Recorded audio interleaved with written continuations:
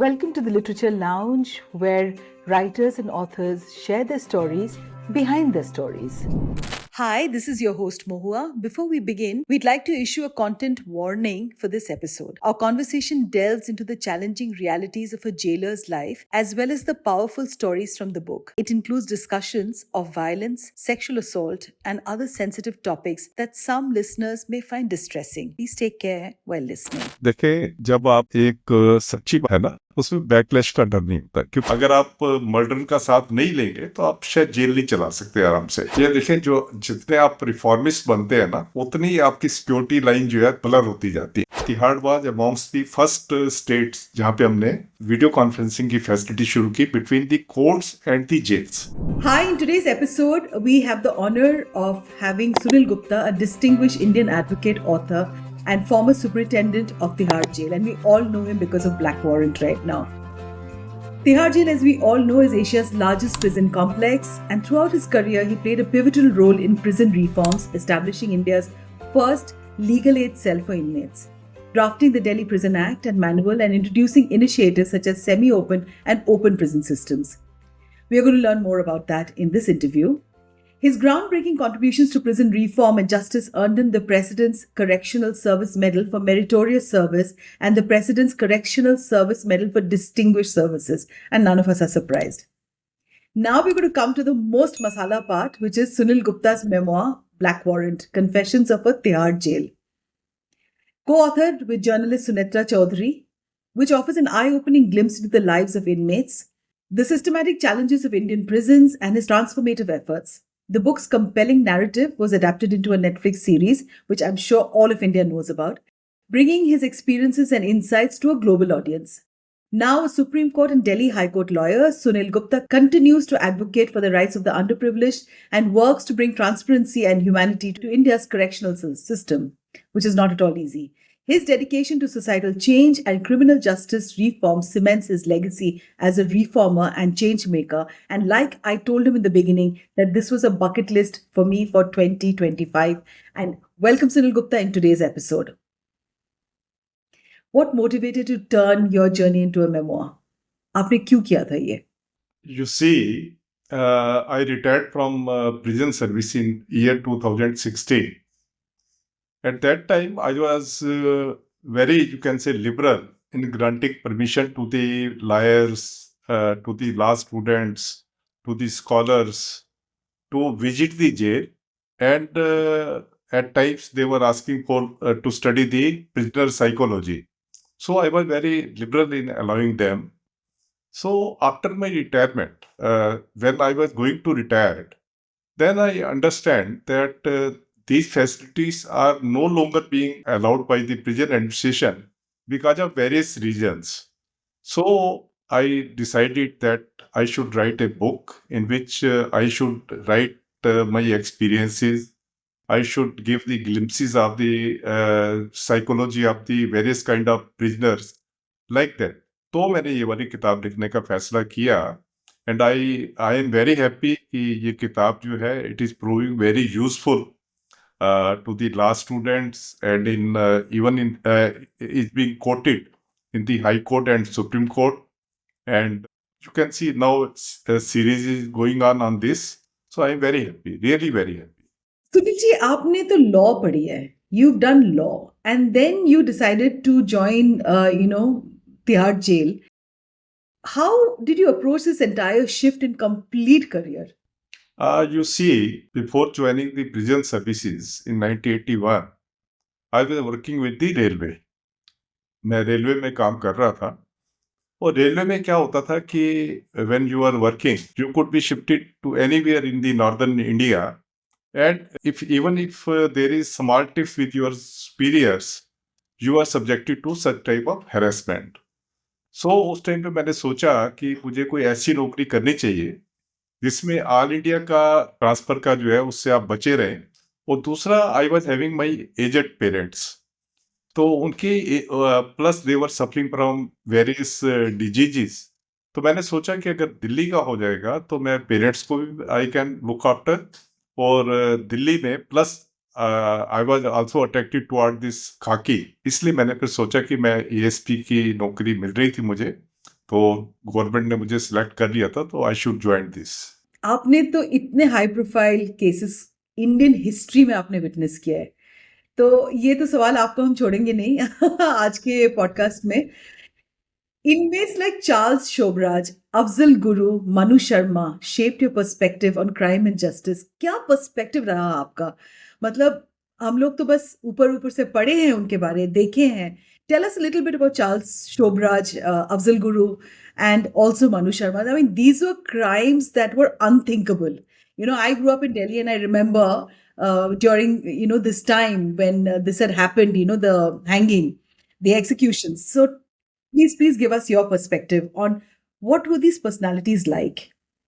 You see, when I joined the prison services, my first encounter was with Charles Obraj. Charles Obraj का क्या है कि जैसे हम पिक्चरों में देखते हैं ना, बॉलीवुड में देखते हैं कि जब सब क्राइम हो जाता है, सब कुछ हो जाता है, और तब पुलिस वहां पहुंचती है और खाली वो कागजी कार्रवाई करती है। तो मुझे लगा कि बिल्कुल ठीक है, क्योंकि जो प्रिजनर्स होते हैं इनकी सोच हमारे से इतनी आगे होती है कि या तो हम इनकी सोच का फायदा उठा लें प्रिजन रिफॉर्म्स में, नहीं तो आप इनको हमेशा ये आगे रहेंगे और आप पीछे चलते रह जाओगे। तो चार्ल्स सोबराज का, जैसे मैं सबसे पहले अगर आपको बताऊं, चार्ल्स सोबराज का ये था, he was very smart fellow. उसका speaking style was very smart and he was very easily communicable. तो he was not fluent in Hindi, but he used to speak in English. You can easily understand, and he can easily understand your language, the way you are speaking. तो इसको जो Charles Sobhraj था, एक तो इसने जो crime किया वो तो अलग बात हो जाती है। देखिए क्या होता है कि जब कोई जेल में आता है, हम उसकी क्राइम को नहीं देखते उसने क्या क्राइम किया, उसकी क्राइम को खाली हम तब देखते हैं ये देखने के लिए कि अगर कोई आपको सिक्योरिटी प्रिकॉशंस लेनी है तो आप सिक्योरिटी प्रिकॉशंस ले लें। आपके ज्यादातर क्रिमिनल जो जेल में होते हैं दे आर मर्डरर, और मर्डर जो है they are very useful in running the prison administration. अगर आप मर्डर का साथ नहीं लेंगे तो आप शायद जेल नहीं चला सकते आराम से। तो चार्ल्स सोबराज को जब मैं मिला, तो चार्ल्स सोबराज की गलत बात तो ये थी, इसने कई सारे इसको बिकनी किलर कहते थे। When he was in Goa, he will first make the friendship with foreign lady, and thereafter he will invite them for the dinner. मतलब his modus operandi was same everywhere. He will invite the lady for the dinner, then he will mix something so that she become unconscious. He will loot her and will also rape her. So this was the common story in so many crimes which were registered against him. तो हमको ये वाली चीज तो देखनी होती है खाली सिक्योरिटी उसके प्रिकॉशंस लेने के लिए। इसके अलावा हम लोग कोशिश करते हैं कि उसका हम कितना फायदा उठा सकते हैं, जो उसकी स्किल है उसका कितना फायदा उठा सकते हैं। उसको यू कैन सिंपली से कि 2000 प्रिजन रिफॉर्म्स। अब जैसे चार्ल्स सोबराज की नेगेटिव चीज तो आपने सबने पढ़ी हुई है, पॉजिटिव चीज उसकी ये थी कि he was a great human. Great human means कि वो जो पुअर प्रिजनर होते थे उनकी पेटिशनें ड्राफ्ट करता था, उनकी पेटिशनें ड्राफ्ट करके कई बार वो उनके बिहाफ पे एज ए एडवोकेट कोर्ट के आगे अपीयर होता था। और आपको हैरानी होगी कि जब उसका अपना जो उसका मर्डर का केस चल रहा था, वो उसने सुप्रीम कोर्ट में खुद अपीयर हुआ और अपने केस को जो है उसने एक्विटल अपना करवाया। और जो सीनियर एडवोकेट उस टाइम पे होते थे, जो कि बाद में सुप्रीम कोर्ट जज भी बने, they were only helping him in supplying the citation or in supplying him the books, relevant books at that time 81 82 में तो बुक्स वगैरह से सब कुछ होता था। तो इस तरीके का ये इसका कैरेक्टर था चार्ल्स सोबराज का। तो ही वाज वेरी इंटेलिजेंट और ये प्रिजनर्स की लीगल एड में काफी हेल्प करता था। And in 1981 when I joined the prison services, तो सबसे पहला मैंने काम किया था कि एक लीगल एड की लाइब्रेरी, लीगल लाइब्रेरी खोली थी जिसमें कि लॉ की किताबें वगैरह सारी अवेलेबल थी।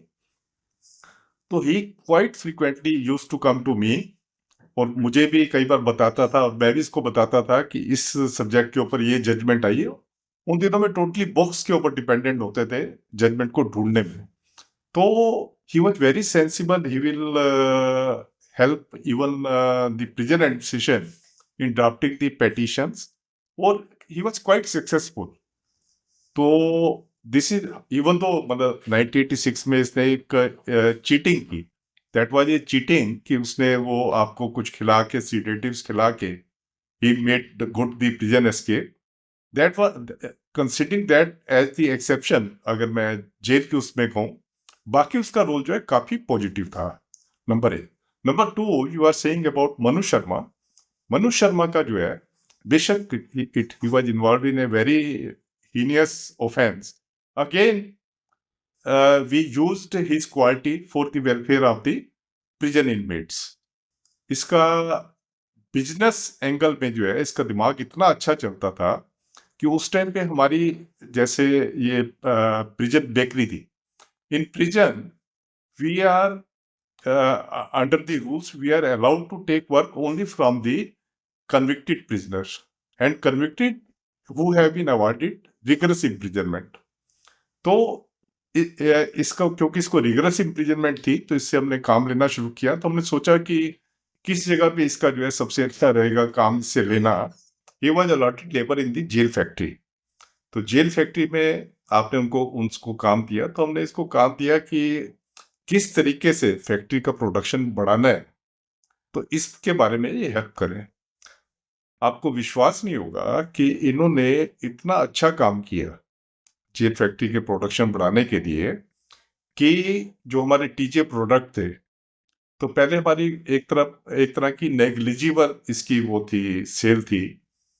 इन्होंने आइडिया दिया कि हमें हर एक कोर्ट कॉम्प्लेक्स में टीजे के आउटलेट खोलने चाहिए।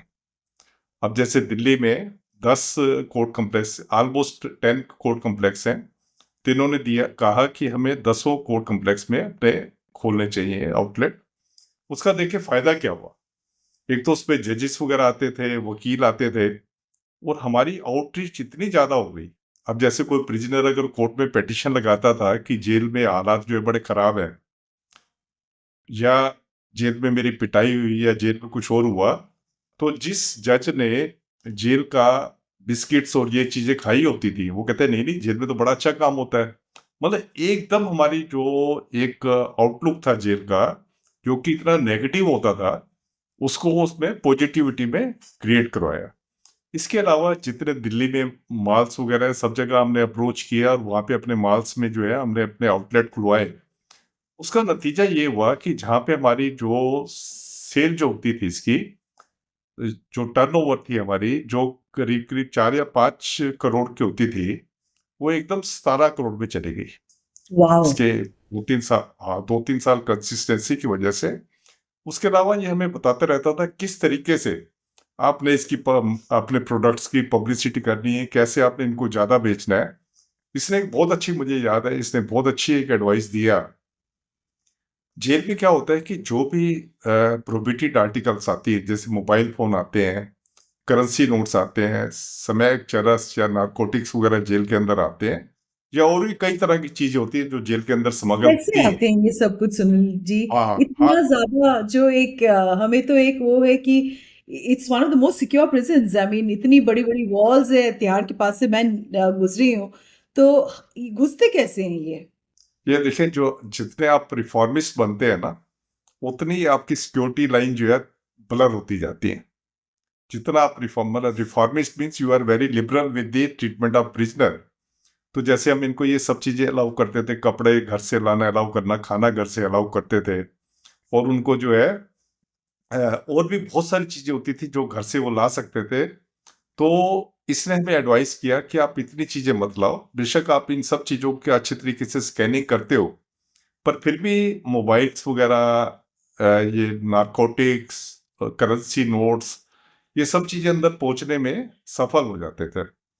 तो हमने फिर क्या किया, हमने कहा कि जिसने भी जेल के अंदर कपड़े दे रहे हैं, ठीक है, वो तो हम अच्छे तरीके से स्कैन करके कपड़ों को अलाउ करते थे। जो खाने की चीजें थी, खाने की चीजें हमने बाहर से बिल्कुल मना कर दी। उनको कह दिया कि जो भी घर वाले आएंगे, वो जो जेल प्रोडक्ट है हमारे, ये खरीद लें, बिस्किट खरीद लें, नमकीन खरीद लें, जो भी चीज, केक खरीद लें, जो भी चीज अच्छी लगती है वो खरीद लें, और वो प्रिजनर को दे दें, क्योंकि दे ऑल आर पैक्ड। तो उसमें आपकी प्रोहिबिटेड आइटम जो है अंदर नहीं जा सकती। तो इसमें दो चीजों का फायदा हुआ, एक तो सिक्योरिटी हमारी स्ट्रेंथन हुई कि प्रोहिबिटेड आर्टिकल अंदर नहीं जा रही थी, prisoners were satisfied कि they were getting the good items at the reasonable rates from their parents, या पेरेंट्स या जो भी मिलने वाले आते थे, और हम खुश थे कि हमारी सिक्योरिटी स्ट्रेंथ है ना, प्लस हमारा जो है ये इसका सेल वगैरह काफी अच्छा बढ़ रहा है।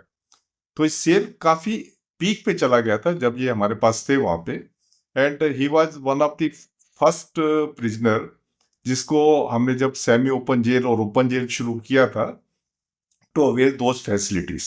ये तो इसका मनु शर्मा का। इसके बाद आप अगर तीसरा अफजल गुरु का बताएं।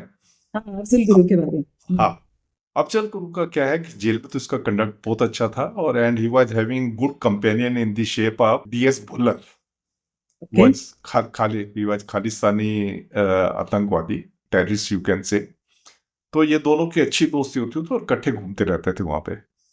तो इसके बारे में मैं इसलिए बताना चाहता हूँ, देखिए बाहर इसने क्राइम जो भी किया, अल्टीमेट हमारी रिलेशनशिप जो होती है that is of host and guest. Prisoners are our guest and we are the host.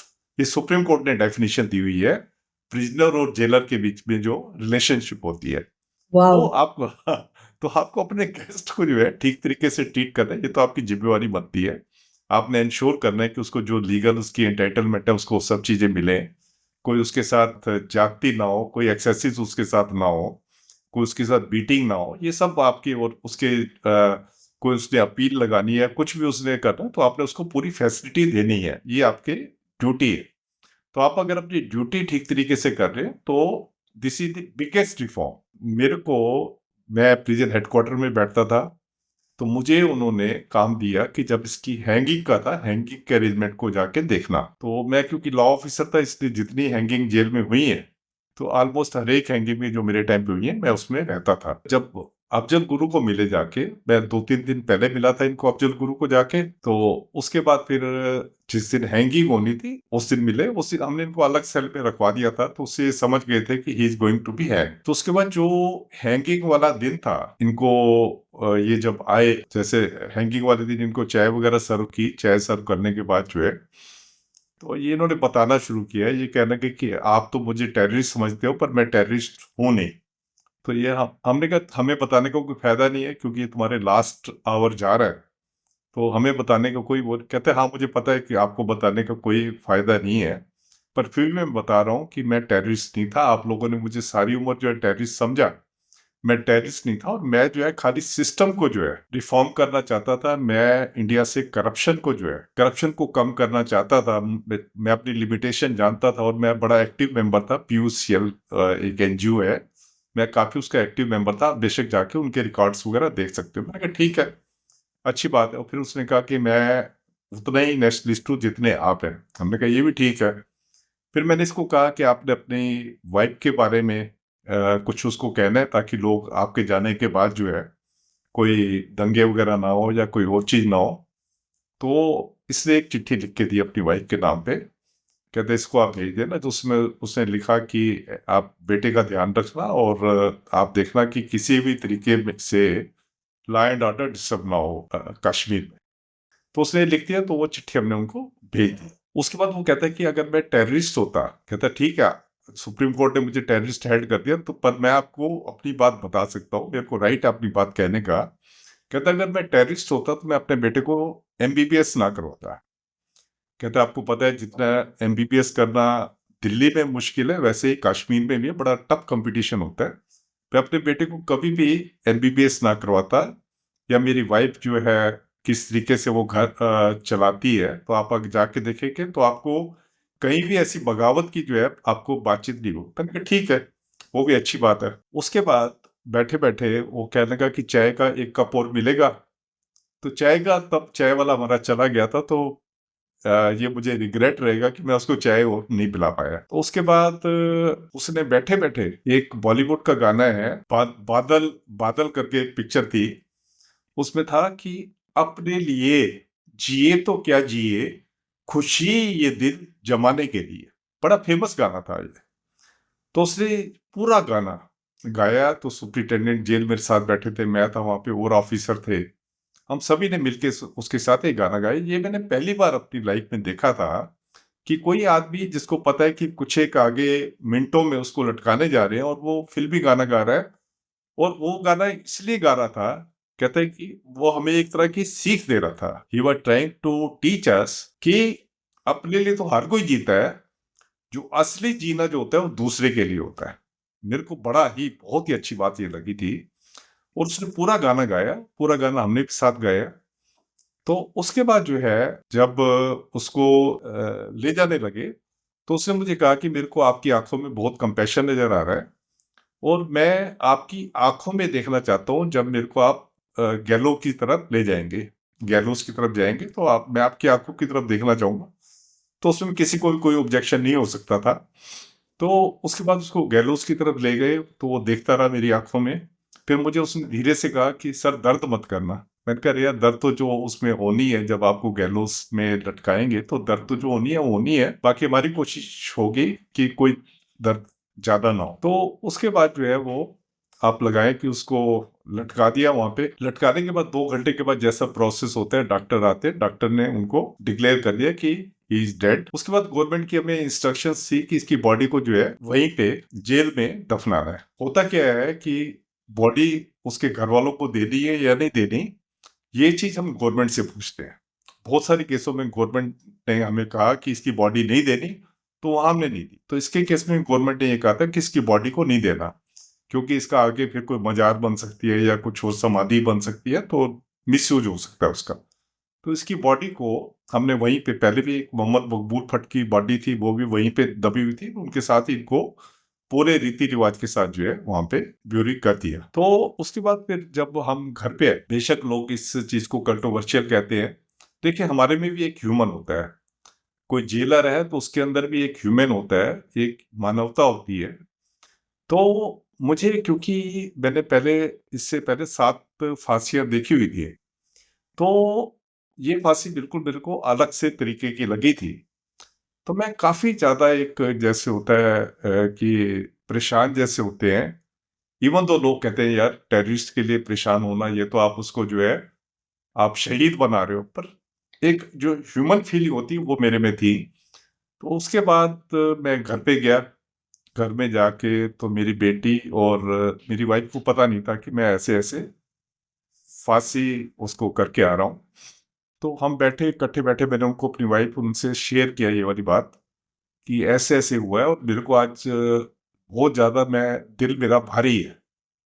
तो आप मानेंगे नहीं, मतलब एक ह्यूमन फीलिंग जो होती है। मैंने पहले तो वो गाना कई बार सुना, जो मैंने आपको बताया, उसने बोला, उस गाने को कई बार सुना। उसके बाद हम तीनों जो है, मतलब वाइफ, बेटी, काफी देर तक कराई करते रहे। ये जस्ट एक ह्यूमन फीलिंग थी, ये नहीं कि हम कोई उसको शहीद का दर्जा दे रहे हैं, कुछ और कह रहे हैं। एक ह्यूमन टच जो है वो था। बहुत ही मुझे ये लगा था। पर वैसे तो देखें, जब भी और फांसियां मैंने देखी, मैं इतना ज्यादा परेशान नहीं हुआ। फांसी हर एक परेशानी वाली होती है। देखिए, जनरली मैं फांसी के खिलाफ हूँ। फांसी के खिलाफ क्यों हूँ? कि फांसी की सजा आप देखेंगे, पूरे हिंदुस्तान में देखेंगे, अभी हमारा क्रिमिनल जस्टिस एडमिनिस्ट्रेशन इतना दुरुस्त नहीं है कि वो एक अच्छे तरीके से डेसिफर कर सके कि किसने क्या क्राइम किया। ज्यादातर आप देखेंगे जिनको फांसी होती है, ये लीगल एड स्कीम्स जो है उसके ऊपर इनका केस चलता होता है, और पब्लिक का एक इतना ज्यादा प्रेशर, अनड्यू प्रेशर होता है, जिससे कि जुडिशरी को काम करना पड़ता है। और ज्यादातर आप देखेंगे फांसी जो होती है गरीब लोगों को होती है। क्राइम तो सारे करते हैं, बड़े बड़े क्राइम करते हैं। हमारे जेल में एक बड़ा अच्छा गाना है, जो जब भी हम उनको, प्रिजनर्स को गाना गाने के लिए कहते थे, तो एक गाना गाते थे, मुजरिम ना कहना मुझे दोस्तों, मुजरिम तो सारा जमाना है, पकड़ा गया वो चोर है, बाकी सब जग सियाना है। मतलब हम पकड़े गए, हम ब्यूटिफुल। जा जो पकड़ा पकड़े गए, गया वही बना जो, मुजरिम, और जो नहीं हाँ, पकड़ा गया वो तो सबसे वो ज्यादा शर्मिंदा है। ये सियाना तो है। जिंदगी की उसूल है वैसे, सुनील गुप्ता जी। हाँ, और जिंदगी हिंदुस्तान में की थोड़ा उसूल है। ज्यादा है। हिंदुस्तान में थोड़ा ज्यादा है, क्योंकि यहाँ पे आप देखिए क्रिमिनल जस्टिस एडमिनिस्ट्रेशन इतना लिथार्जिक है। आपको वर्ल्ड की किसी कंट्री में, इवन थर्ड वर्ल्ड कंट्री में भी जाएंगे, कहीं पे भी आपको 76% अंडर ट्रायल्स जेलों में नहीं मिलेंगे। मैं फिर रिपीट कर रहा हूँ किसी वर्ल्ड की कंट्री में आपको 76% अंडर ट्रायल जेलों में नहीं मिलेंगे, जो कि हिंदुस्तान में है। 76% अंडर ट्रायल है, करीब करीब 23.5% जो है वो है कन्विक्ट, और बाकी डिटेन्यू। देखिए, ये कहा जाता है कि जितने कन्विक्ट आपकी जेलों में ज्यादा होंगे, इसका मतलब आपका डिस्पोजल रेट जो है अच्छा है, और आपका क्रिमिनल जस्टिस सिस्टम को दुरुस्त माना जाता है। और जितने अंडर ट्रायल ज्यादा होंगे, इसका मतलब आपका लेथार्जी का। देखिए, वो भी तब जबकि सुप्रीम कोर्ट इतनी ज्यादा एक्टिव है, इतने ज्यादा उन्होंने स्ट्रिक्चर पास किया। इवन सुप्रीम कोर्ट ने यहाँ इस बात को माना हुआ है कि हमारा यहाँ का सिस्टम ऑलमोस्ट डेड होता जा रहा है। सुप्रीम कोर्ट ने कई केसों में कहा है, और मैं उस चीज को रिपीट कर रहा हूँ, कोई मैं अपनी तरफ से बात नहीं कह रहा। तो जहाँ सिस्टम ऐसा हो उस देश में, और जेलों में आप देखें, जेलों में 82% प्रिजनर ऐसे हैं जो कि लोअर इनकम स्टेटस से आए हैं। अब आप ये तो नहीं कह सकते ना कि गरीब ही क्राइम करता है और कोई क्राइम नहीं करता। नहीं, बिल्कुल गरीब भी नहीं। क्राइम करता है, गरीब क्राइम करता है, वो पकड़ा जाता है। अमीर या मिडिल क्लास करता है तो वो पकड़ा नहीं जाता। ये फर्क है। तो जब ऐसे सिस्टम में आप रह रहे, तो यही कारण है कि आपको मतलब पूरे वर्ल्ड से जो है, आपको बहुत सारी चीजें सुननी पड़ती है। जहाँ जब क्रिमिनल जस्टिस एडमिनिस्ट्रेशन की बात आती है, तो बहुत सी चीजें आपको वर्ल्ड से सुननी पड़ती You carried out the execution of मकबूल भट्ट, ये आपके वॉच के नीचे हुई है। मतलब इस बारे थोड़े से हमारे सुनने वालों के लिए बताइए, because he was not considered, there was a huge uproar after that in Kashmir. So tell us a little bit about that. है। Basically you see, superintendent jail, as per jail manual, superintendent jail is the master of all hanging ceremonies. Maqbool Bhat के case में मैं था वहां पे। तो मकबूल भट्ट का जो आइडियाज थे वो काफी रिवोल्यूशनरी थे, जी। बहुत रिवोल्यूशनरी थे वो। अफजल गुरु का मैं आपको कह दूं कि जरा सा भी रिवोल्यूशनरी था अगर मैं कंपैरिजन करता हूँ मकबूल भट्ट से। तो मकबूल भट्ट जो है हमेशा कश्मीर के दोनों पार्ट्स को जो है, पाकिस्तान ऑक्युपाइड और जो हमारा भारत का कश्मीर है, वो चाहता था उसका एक उनको करना। वो पाकिस्तान के फेवर में भी नहीं था, और हाँ, हमारे से भी देखिए। इतना वो नहीं था। हाँ। करेक्ट। तो मकबूल भट्ट का जो है, मकबूल भट्ट जेल में जब थे, जैसे मैं बीएससी एलएलबी करके आया था, तो उसका मुझे प्रैक्टिकल एक्सपीरियंस नहीं था। ही वॉज सो इंटेलिजेंट कि ही विल टेल मी कि how you have to draft the petition. ये मैं बात आपको कर रहा हूँ 81 की, कि कैसे पेटिशन ड्राफ्ट करते हैं। इसने मुझे कई चीजें सिखाई जो किसको पता थी। और ये बड़ी पीसफुल मेंटेलिटी का बंदा था, एकदम पीस। वो पर्सनैलिटीज की थी, एकदम गोरा चिट्टा, और ज्यादातर ये सफेद कुर्ता पजामा पहनता था। तो मेरी से काफी बनती थी। वो हम कई बार बैडमिंटन खेलते थे इनके साथ जाके। देखिए, हमारा कानून जो है, कानून ये कहता है कि जब तक किसी की डेथ सेंटेंस जो है फाइनली एग्जीक्यूटेबल नहीं हो जाती, फाइनली एग्जीक्यूटेबल होता है कि उसकी मर्सी पिटीशन जो है उसकी रिजेक्ट हो गई है, तब तक आप उसको कंडेम प्रिजनर ट्रीट नहीं कर सकते। उसको आप एक ordinary prisoner sentence to death treat करोगे। तो इनको वो prisoner sentence to death treat करते थे, और इनसे ये काम वगैरह में भी काफी हेल्प करते थे हमारी। और काफी ही वॉज वेरी कोऑपरेटिव। और दूसरे प्रिजनर्स का भी होता था, किसी को जरूरत होती थी उनकी पेटिशन वगैरह भी ये ड्राफ्ट करते थे। बेसिकली क्या होता है कि जो प्रिजनर्स होते हैं, क्योंकि उनका होता है कि जेल में अगर बैठे रहेंगे, खाली बैठे रहेंगे, उस टाइम पे कोई ज्यादा इतना प्रिजनर्स के पास कोई मनोरंजन के साधन नहीं होते थे। जैसे आजकल टीवी होता है, खेल है, काफी अच्छे बड़े स्केल पे खेल होते हैं हमारे यहाँ। तो उस टाइम पे इतना नहीं होता था। तो उसका नतीजा ये होता था कि सारे प्रिजनर जो है उनको अपने आप को बिजी रखते थे किसी न किसी काम में। ये पेटिशन वगैरह बनाना, और काफी ये शांत प्रवृत्ति के आदमी थे। तो जब मेरी बात होती थी, काफी यूजफुल बातें होती थी। कई बार जब जैसे शुरू शुरू में मेरी फ्लुएंसी नहीं थी कि कैसे अपनी बात करनी है, तो इन्होंने मुझे फ्लुएंसी सिखाई, कैसे हिंदी, उर्दू। उर्दू तो मुझे इतनी नहीं आती, हिंदी और इंग्लिश में कैसे फ्लुएंसी लानी ये बताते थे। स्पीकिंग में तो इनका कमाल का था, जो ये बात करते थे। इनका क्या था कि it was around early 80s कि वो एक डिप्लोमेट थे, उनका जो मर्डर हुआ। तो उसके बाद इन्होंने बहुत जल्दबाजी में, जो मेरा अपना सोचना था कि बहुत जल्दबाजी में इन्होंने फैसला किया कि इनको जो है एग्जीक्यूट करने का।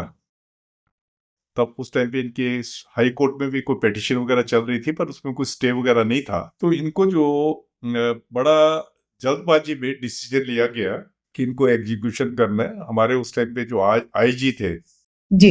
वो जम्मू कश्मीर में गए और वहां से ब्लैक वारंट इनके लिए लेके आए। जब इनका एग्जीक्यूशन होने जा रहा था, इनको मिलने वाले वकील वगैरह, इनका भाई वगैरह इनको मिलने के लिए आते थे, वो मिले इनसे, and he was very calm and compose. बहुत उससे होते वीवन, क्योंकि ये अगर इससे पहले रंगा बिल्ला की फांसी हुई थी, काफी मतलब हमें मन में एक होता है, दुख होता है कि एक हमारा गेस्ट जो है अगर मैं लीगल लैंग्वेज बोलूं कि उसको he is going to be extinct from our population. तो इनका था जिस दिन इनकी फांसी हुई, तो जब फांसी होती है as per protocol, as per jail manual, आपका वहाँ पे एक एसडीएम होता है, मैजिस्ट्रेट होता है, मैजिस्ट्रेट लेवल का आदमी, सुपरिटेंडेंट जेल तो होता ही है, प्लस सिक्योरिटी पर्सनल होते हैं। तो मैं भी था वहाँ पे, तो बड़ी तकड़ी सिक्योरिटी थी वहाँ, बिल्कुल जेल रोड वगैरह जितनी उसकी एसएस रोड थी सारी बंद की हुई थी। तो इनको जब उसने पूछा कि कोई प्रॉपर्टी वगैरह है इनकी जिसको कि आगे डिवॉल्व करना चाहते हैं, मतलब एसडीएम का यही काम होता है, कोई मूवेबल या इमूवेबल प्रॉपर्टी हो तो उसकी विल वगैरह वो रिकॉर्ड करता है। तो इन्होंने कहा ऐसा कुछ भी नहीं है, और इन्होंने खाली एक अपना मैसेज जो है कश्मीरियों के लिए दिया था। और इसके अलावा बड़ा पीसफुली इनको जो है एग्जीक्यूशन हुआ, और उसके बाद जो है इनको वहीं पे, क्योंकि पुलिस की रिपोर्ट थी कि इनको, इनकी बॉडी को इनके घर वालों को नहीं देना, तो इनकी बॉडी को वहीं पे जो है बुरी कर दिया गया था, जहाँ पे लेटर ऑन अफजल गुरु को भी वही इनके साथ किया है। जो मेरी अपनी वो है मेमोरीज है, वो काफी अच्छी है, क्योंकि इनसे मैंने काफी कुछ सीखा था। क्या क्या आप कहोगे आपने सीखा था उनसे? मेन तो देखिए क्या था कि अपने आप को, कोई एडवर्स टाइम्स भी है, कैसे अपने आप को कूल एंड कंपोज, अपने आप को कैसे रखना है। आप जज को फेस कर रहे हो तो आपको किस तरीके से आपका आपका कैसे हाव भाव आपके कैसे होने चाहिए, ये बताते थे। इसके अलावा इन्होंने पेटिशन बनानी सिखाई कि कैसे पेटिशन बनाते हैं, किस तरीके से, मतलब राइटिंग स्किल जो है इनकी, राइटिंग और कम्युनिकेबल स्किल्स मैंने इनसे काफी ज्यादा सीखी। तो अभी बात करते हैं हाई प्रोफाइल जो प्रिजनर्स जो आते हैं, मतलब जेल के अंदर जो आते हैं, जैसे अन्ना हजारे, अरविंद केजरीवाल, ये तो हाल ही में आए हैं 2011 में। तो इनके साथ किस तरीके से आपको बिहेव करना पड़ता है? कोई प्रेशर होती है? और हाई प्रोफाइल इनमेट्स के साथ is there a certain difference, significant difference कुछ है इनके साथ, और जो आप कह रहे थे ना जो गरीब घरों से आते हैं, उनमें क्या फर्क है कुछ? देखिए जनरली जो ये जो डिफरेंट एजिटेशंस वगैरह में आते हैं जेल में, इन लोगों का क्या होता है कि हमारी पहले प्रायोरिटी होती है कि इनको जेल में ना रखा जाए। इनके लिए हम स्टेडियम्स वगैरह बाहर जो है, या स्कूल्स हैं, उनको एक स्पेशल जेल डिक्लेयर कर देते हैं। मतलब गवर्नमेंट को इस पे पावर है कि किसी जगह को भी जेल डिक्लेयर कर देते हैं। जैसे आप कश्मीर में देखते होंगे, कश्मीर में इनके घर को ही जेल डिक्लेयर कर देते हैं, जो हाउस अरेस्ट वगैरह करते हैं कि घर को ही जेल डिक्लेयर कर देते हैं। मैं आपको बड़ा इंटरेस्टिंग इसमें एक आपको किस्सा बताता हूँ कि जब नरसिम्हा राव थे, जब प्राइम मिनिस्टर थे, जी। तो इनको लग रहा था कि इनको कैद हो जाएगी। तो हमें पहले ही, जो हमारे प्रोसिक्यूटर्स वगैरह वो बता देते हैं कि इसमें कैद होने के चांसेस बहुत ज्यादा है। जब कैद हो जाएगी तो इनको फिर नेचुरली जेल के अलावा तो आप कहीं कुछ रखेंगे नहीं। हम्म। तो हमने पहले सोचा कि हम जेल में इनको जो है रख देते हैं। फिर जेल में रखा तो इनके जो एसपीजी इनके ऊपर लगी हुई थी, तो उन्होंने एसपीजी ने कहा कि हमारा जो डायरेक्टर जनरल होता है काफी सीनियर रैंक का होता है, और वो आईजी जो डीजी प्रिजन है उसके अंडर काम नहीं करेगा, और सिक्योरिटी की जो हमारी रिक्वायरमेंट होंगी हम उसको लेंगे, उसमें आपका इंटरफेरेंस नहीं चाहिए। तो इसका मतलब साफ था कि आप उनको जेल में नहीं रख सकते थे। फिर कहाँ रखें? तो उसके लिए फिर हमने जाके ढूंढना शुरू किया, खासकर ऐसी चीजों में मैं बड़ा एक्टिव हो जाता था। तो मैं गया, हमें जाके इनकी पहले मेडिकल हिस्ट्री देखी मिस्टर राव की। इनको काफी सारी बीमारियां थी जो जिनसे ग्रसित थे, और इनका इलाज चल रहा था एम्स वगैरह में, बत्रा हॉस्पिटल में, यहाँ लग रहा था, चल रहा था। फिर हमने कहा ये बड़ा अच्छा होगा कि अगर हम कोई जगह ऐसी ढूंढे जो कि एम्स और बत्रा के साथ हो। तो उसके बाद हमने एक आईटीबीपी का मेस था, वो हमने जगह, आईटीबीपी का मेस वहीं मेहरौली बदरपुर रोड पे है, बत्रा के बिल्कुल पास है। तो हमें वो पसंद आया। तो हमने जाके चीफ सेक्रेटरी को कहा कि ये जगह जो है जेल डिक्लेयर करने के लिए दी बेस्ट है इनके लिए। तो जैसे ही हमने आईटीबीपी का मेस किया, तो उनके ऑफिसर्स जो है बड़े परेशान हो गए। उन्होंने बोलना शुरू कर दिया है, हाउ डेयर यू, कि तुमने हमारे एंटर करके इसको जेल डिक्लेयर कर दिया, पर आप किसी भी जगह को सिक्योरिटी रीजन के लिए जेल डिक्लेयर करवा सकते हो। तो उनको जेल डिक्लेयर करवाया, फिर हमने जाके उसका पोजेशन वगैरह ले लिया, डिस्पाइट देयर अपोजिशन हमने उसका पोजेशन ले लिया। जब पोजेशन लिया तो खैर सब चीज पीसफुल हो गया। उसके बाद बाई चांस ये हुआ कि उनको जो सजा हुई वो 3 साल से कम हुई। 3 साल से कम अगर सजा होती है, this was for the first time कि एक प्राइम मिनिस्टर को आपने जो है आपने उनको कन्विक्शन दी है, उसमें फिर उनको अपील करने का टाइम मिल जाता है। तो इनको अपील करने के टाइम तक इनको बेल मिल गई, और बेल मिलने के साथ ही इनको जो है वो फिर अपील तो चलती रहती है। तो हमारे सिर से जो था जो कि इनको रखना है यहाँ पे, तो और सिक्योरिटी कंसर्न या जो चीजें थी वो काफी हद तक हमारी जो है फिर कम हुई जब हमें पता लगा इनकी बेल हो गई है। तो ये मैं इसलिए आपको बता रहा था कि हम किसी जगह को भी स्पेशल जेल डिक्लेयर करवा सकते हैं। तो ऐसे ही जो प्रोटेस्टर आते हैं, एजिटेशनिस्ट जो होते हैं, इनको जनरली हम स्टेडियम में या स्कूलों वगैरह में रखते हैं। पर इनके टाइम पे भी जो स्टेडियम्स थे सबको जेल डिक्लेयर किया हुआ था, पर कुछ एक लोगों को हमने डिसाइड किया कि इनको जेल में रखेंगे, इनको बाहर उनके प्रोटेस्टर के साथ नहीं रखेंगे, क्योंकि ये लॉ एंड ऑर्डर प्रॉब्लम जो है उसमें हो सकती है। तो इनको मुझे याद है, इनको जेल नंबर 4 में रखा था, अरविंद केजरीवाल जी को, और अन्ना हजारे और 8-10 लोग और थे। तो जब इनको वहां रखा तो फिर गवर्नमेंट ने डिसाइड किया कि इनके केसेस विड्रा करने के लिए। अब हमें ये भी इनपुट मिल गया था कि अगर हम इनको जेल से छोड़ेंगे तो ये वहां पे कोई सीन क्रिएट कर सकते हैं। जेल नंबर 4 में they can create the scene. और बाहर आप विश्वास करें, पूरी जेल कम्प्लेक्स 200 एकड़ का है, पूरी जेल कम्प्लेक्स के चारों तरफ से हजारों लोगों ने इसको जेल को घेरा हुआ था, हजारों प्रोटेस्टर ने घेरा हुआ था इसको। तो हमें सब चीज ध्यान रखनी होती है, पुलिस की इनपुट हम लेते हैं, सब कुछ करते हैं। अब हमें था कि अगर इनको जेल नंबर 4 से निकालते हैं तो दे में क्रिएट सीन, जिससे कि प्रोटेस्टर वगैरह बाहर जो है वो वायलेंट भी हो सकते हैं। तो हम इनको बहुत प्यार से जो है, इनको हमारा जो सुप्रिंटेंडेंट जेल जो था वो इनको बड़े प्यार से लेके आया कि आपको डीजी साहब बुला रहे हैं। तो अन्ना हजारे और अरविंद केजरीवाल जी और इनके साथ जो 8-10 लोग और थे, ये लोग आगे वहां पे कोई डीजी प्रिजन बुला रहे हैं। तो उनको ये था शायद गवर्नमेंट की तरफ से कोई प्रपोजल होगा, गवर्नमेंट कुछ करेगी। तो ये लोग आ गए वहां से। जैसे ही ये हेडक्वार्टर पे आए तो मैं प्रेस ऑफिसर भी था जेल का, तो मुझे डायरेक्टर जनरल ने कहा कि आप बता दो, बाहर जो इतनी पब्लिक है उनको आप बता दो कि इनको आपने जेल से छोड़ दिया है। तो मैंने तभी जाके, पहले मैं अन्ना हजारे जी के साथ ही खड़ा हुआ था, कोई 5-7-10 मिनट के लिए मैं इधर उधर हुआ, जाके प्रेस वालों को मैंने ब्रीफ कर दिया कि इनको हमने जेल से छोड़ दिया है। अन्ना हजारे जी वो देख रहे थे, अरविंद केजरीवाल जी भी देख रहे थे। तो जैसे ही मैं उनके पास वापस गया 10 मिनट के बाद, कहते आपने ये स्टेटमेंट कैसे दे दी कि इनको जेल से छोड़ दिया है? मैंने कहा आपको जेल से तो छोड़ दिया, ये कोई जेल थोड़ी, ये तो आप हेडक्वार्टर में, प्रिजन हेडक्वार्टर में हो। कहते हैं नहीं। अन्ना हजारे जी कहने कि मैं तो कितनी जेलों में रहा हूँ, जेलों में तो अंगूठा लगवाते हैं, फिंगरप्रिंट्स लेते हैं। आपने ना तो अंगूठा लगवाया ना फिंगरप्रिंट्स लिए।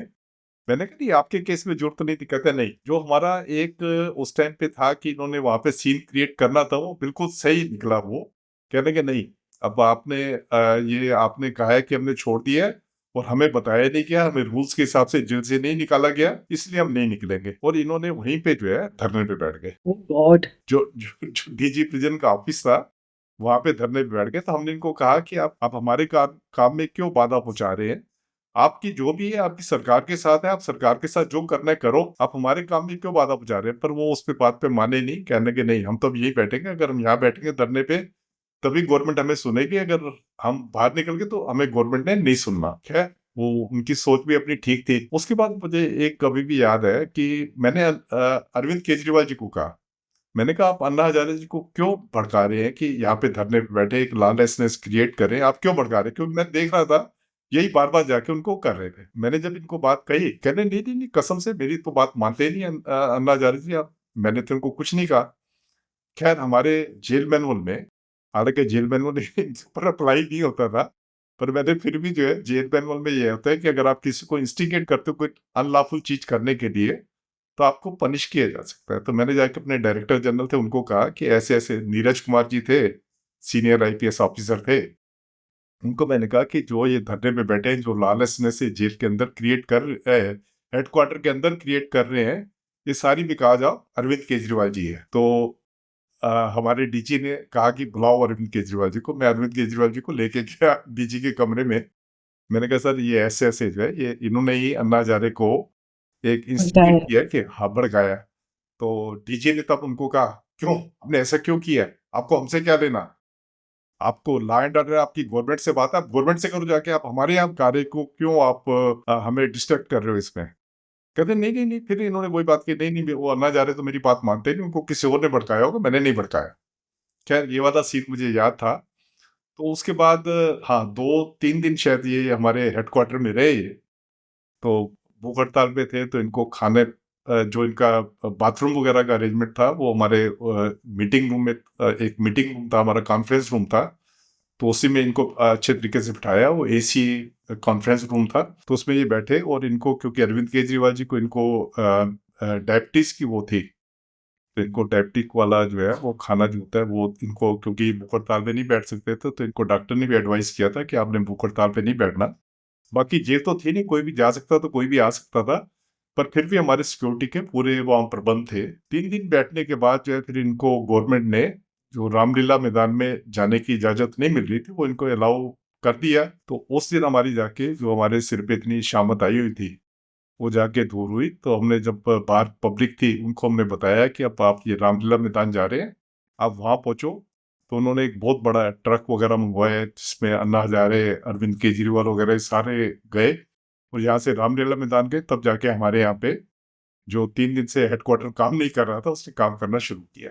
Amazing. So, how prevalent are issues like rape, sexual assault, prostitution, prisons में जो हम सुनते हैं? तो ये सारा कुछ आपकी किताब में तो बहुत ज्यादा फोकस है नहीं, सिवाय गैंग वॉर्स और इस तरीके के वायलेंस। तो ये सब चीजें होती हैं क्या जो हमने सुना है? इसमें कितनी सच्चाई है? देखिए, हमने जैसे आपने सुना था ऐसे हमने सुना था। एक्चुअली हुआ क्या, एक एनजीओ थे, उनको हमने जेल का विजिट किया। उनको हमने, वो खासकर जो विमेन और एडोलेसेंट प्रिजनर होते हैं, इनके ऊपर स्टडी करने के लिए आए थे। हमने अलाउ किया, उन दिनों में हम अलाउ कर देते थे। तो जब वो आए तो उन्होंने जब अपनी रिपोर्ट दी, तो दैट वाज क्वाइट रिवीलिंग। उसमें ये था कि जो एडोलेसेंट प्रिजनर है, वो are in between the age group of 18 to 21 year, वहां पे 80% प्रिजनर जो है सोडोमी करते हैं, विलिंगली और अनविलिंगली सोडोमी होती है। और खासकर जो एक प्रिजनर होते हैं जो कि हैबिचुअल टाइप के होते हैं, वो नए प्रिजनर्स के साथ ये करते हैं, पर किसी की हिम्मत नहीं होती उनके खिलाफ जो है वो सोडोमी का केस करवाए। ऐसे ही उन्होंने विमेन प्रिजनर्स के बारे में बताया, और कुछ और प्रिजनर्स के बारे में बताया। At that time madam Kiran Bedi, she was the IG prison. तो हम बैठे, तो हमने सोचा कि अब इसमें क्या करना चाहिए। हमारे डीआईजी थे और दूसरे लोग थे, क्या करना चाहिए, क्योंकि मैडम किरण बेदी की हमेशा आउट ऑफ बॉक्स एक थिंकिंग होती है। तो उन्होंने कहा कि हम यहाँ कंडोम रखवा देते हैं। हालांकि अच्छा, उन दिनों में क्या था कि एचआईवी जो है बहुत ज्यादा प्रेवलेंस थी। एचआईवी का नया नया एक उस टाइम पे, मतलब एचआईवी इतनी ज्यादा फैल रही थी उन दिनों में। मैं आपको 94 की बात कर रहा हूँ, 94 95 की। तो जब हमने ये फैसला किया कंडोम रखवा देते हैं, हमने तब सारे प्रोस एंड कॉन्स कंसीडर किए। प्रोस तो ये थे कि चलो उसमें अगर वो सोडोमी करते भी हैं तो उसमें कम से कम एचआईवी जो है आगे नहीं फैलेगा। और ये भी था कि अगर हम ये कंडोम रख रहे हैं तो एक तरह का हम उनको इनवाइट कर रहे हैं कि आप इसको यूज करो। काफी डिस्कशन करने के बाद हमने ये डिसाइड किया कि यहाँ पे कंडोम रखवा देते हैं। जैसे ही कंडोम रखवाए, बॉक्सेस रखवाए, तभी किसी ने पीआईएल लगा दी। जनक राज जय थे, मुझे याद है अभी भी जनक राज जय ने वहां पे हाई कोर्ट में एक पीआईएल लगा दी कि ये कंडोम हम अगर कर रहे हैं तो we are inviting them to commit the homosexuality. उसके ऊपर कोर्ट ने काफी डेलिब्रेशन हुए, उन्होंने स्टे कर दिया। As a result of which हम ये वाला जो हमारी प्लानिंग थी इसको हम नहीं कर पाए। पर आपने जो बात कही है कि सोडोमी वगैरह जो है इधर विद कंसेंट और विदाउट कंसेंट, ये बड़ी प्रिविलेंट है जेल में। So there are transgender inmates. They're a very marginalized group. How are they treated within the prison system? और आपको लगता है कि इन सब चीजों में चेंज आनी चाहिए या नहीं? हाँ, देखिए ट्रांसजेंडर के बारे में हम शुरू से बड़े सेंसिटिव थे।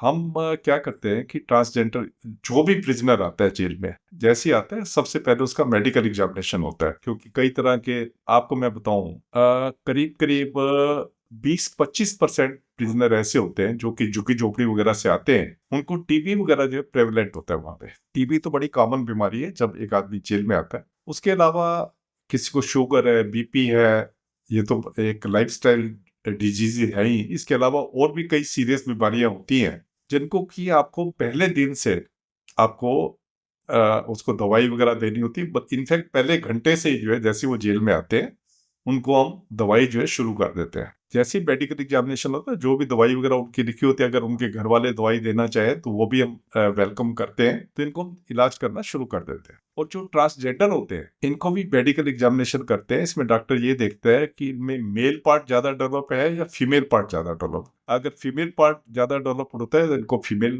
वार्ड में रखा जाता है। अगर मेल पार्ट ज्यादा डेवलप होता है तो इनको मेल सेक्शन में रखा जाता है। और वहां पे भी इनको पूरी निगरानी में, सर्विलेंस में रखा जाता है, क्योंकि ये लोग जो है इन एक्टिविटीज में जो है, सेक्सुअल एक्टिविटी में काफी एक्टिव होते हैं, तो इनको पूरी निगरानी में रखा जाता है ताकि ये कोई चीज, किस चीज का मिसयूज ना हो। क्या क्या चैलेंजेस रहे हैं आपके इस किताब के बाद और नेटफ्लिक्स के सीरियल के बाद? कुछ बैकलैश हुई है और आपको लगता है कि चेंजेस आए हैं तिहाड़ में जब से आपने ज्वाइन किया और अब?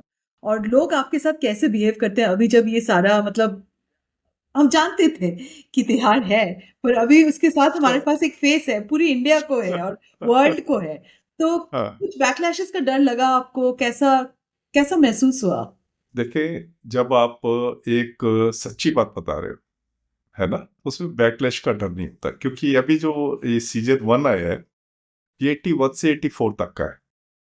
तो इसमें जैसे मेरे को अब I feel, I take pride on my self कि हमने उस टाइम पे लीगल एड सेल का सोचा, जब सुप्रीम कोर्ट ने जाके पता नहीं कितने सालों के बाद सोचा लीगल एड सेल का।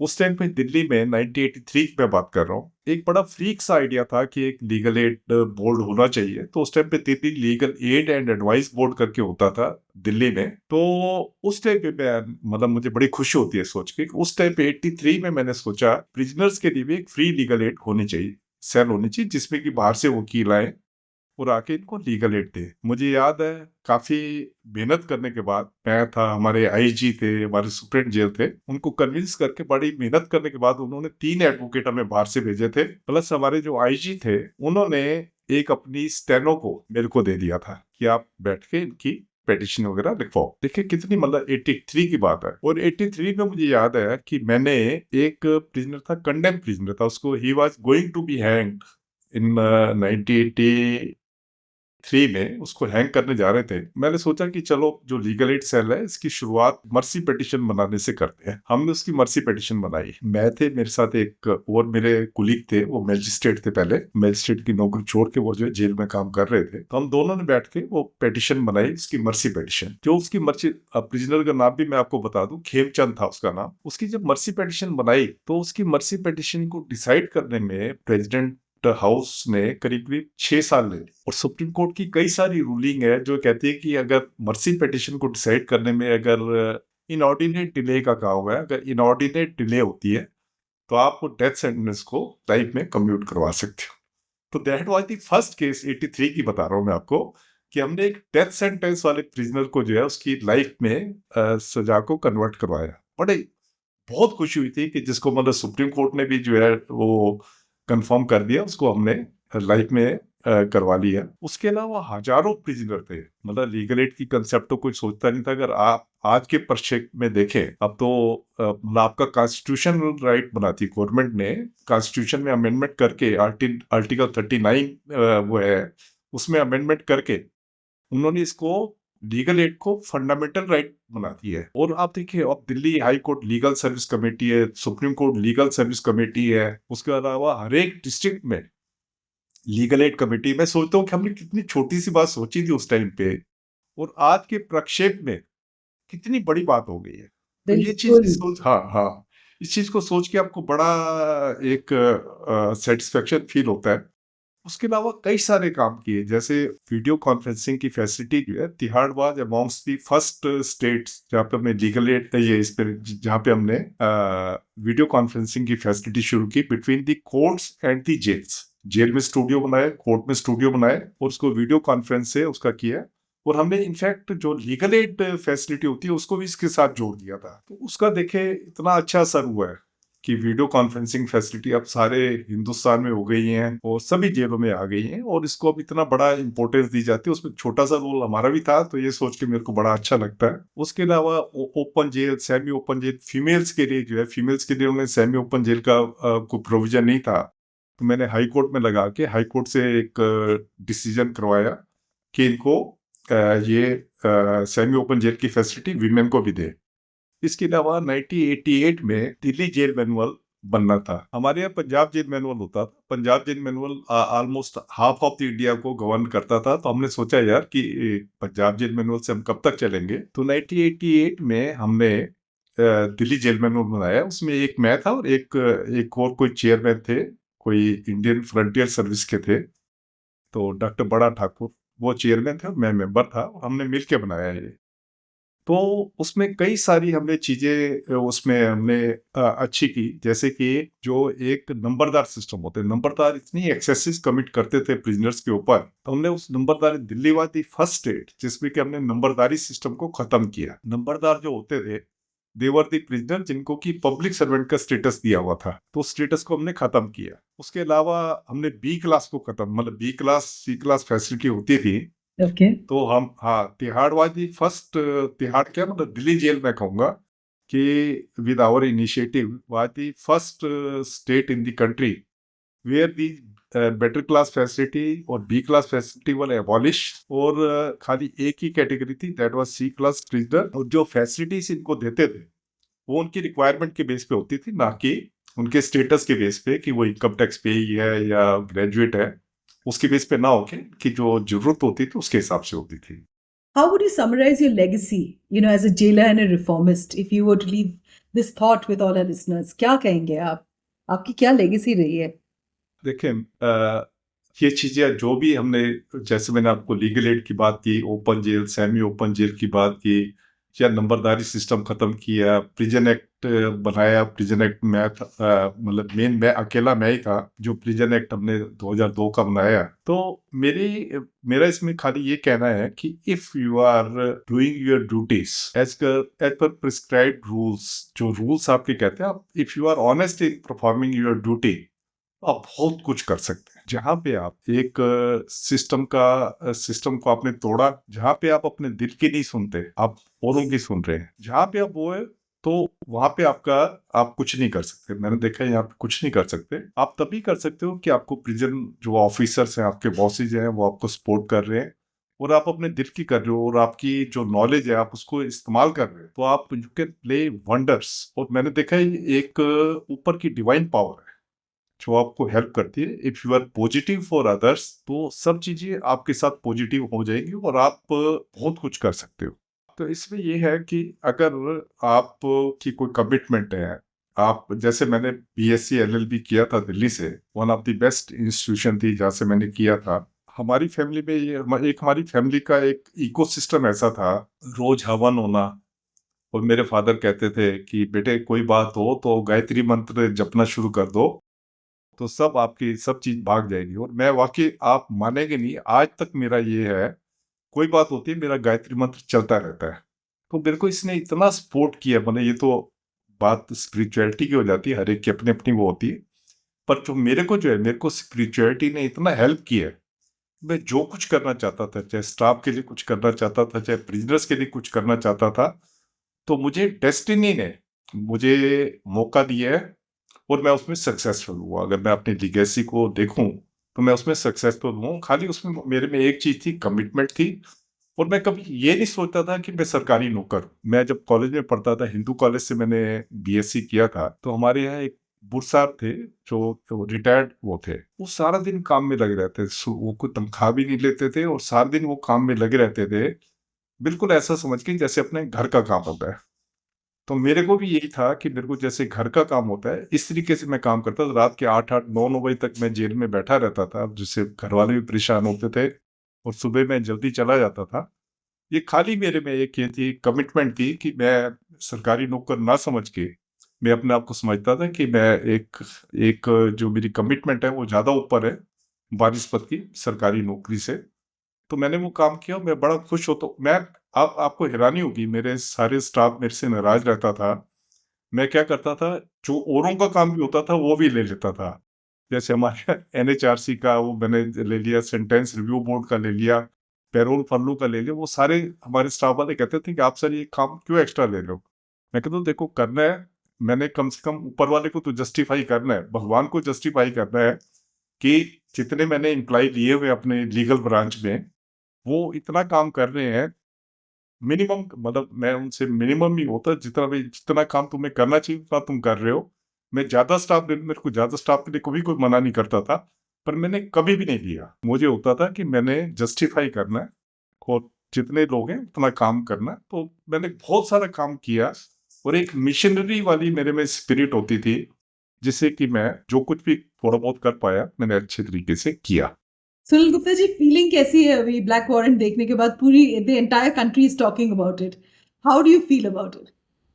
नहीं देखिए, अच्छा तो लगता है। सबसे पहला कमेंट तो मेरे का ये है कि अच्छा लगता है।